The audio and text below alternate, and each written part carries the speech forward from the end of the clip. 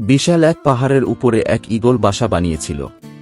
ঈগলের বাসায় ছিল তার 4টি ডিম। প্রতিদিন সকালে সে এগুলো রেখে খাবারের খোঁজে উড়ে যেত। একদিন ঈগল যখন বাসার বাইরে ছিল তখন ভূমিকম্পে গোটা পাহাড় নড়ে উঠল। এতে ঈগলের একটি ডিম বাসা থেকে ছিটকে পড়ে গেল। গড়াতে গড়াতে সেই ডিম এসে পড়ল পাহাড়ের নিচের এক মুরগির বাসার উঠোনে। মুরগি সেই ডিমটিকে নিজের বাসায় নিয়ে এলো। অন্যান্য ডিমের সাথে রাখল, যত্ন করে তা দিতে থাকল। একদিন সেই ডিম ফুটে ঈগলের একটি সুন্দর বাচ্চাও বের হল।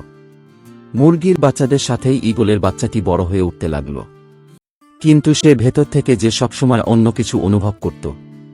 আকাশে একদিন ঈগলের একটা ঝাঁককে উড়ে বেড়াতে দেখে সে মুরগিকে বলল, ইস, যদি আমিও তাদের মতো উড়ে বেড়াতে পারতাম।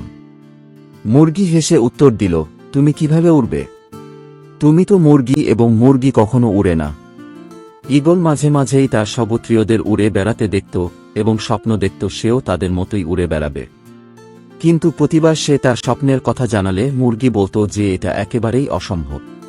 মুরগির এই কথাটি ঈগল বিশ্বাস করতে শিখল এবং তার জীবনটা বাকি মুরগিদের মতোই কাটিয়ে দিল। অনেকদিন এভাবে কাটানোর পর একদিন সে মারাও গেল। আসলে আমাদের জীবনেও এটা চরমতম সত্য। তুমি যা বিশ্বাস করতে শেখো একদিন তুমি তাই হয়ে উঠবে। তাই তুমি যদি ঈগলের মতো উড়ার স্বপ্ন দেখো, তবে সেই স্বপ্নকেই অনুসরণ করো। মুরগির কথায় কান দিতে যেও না।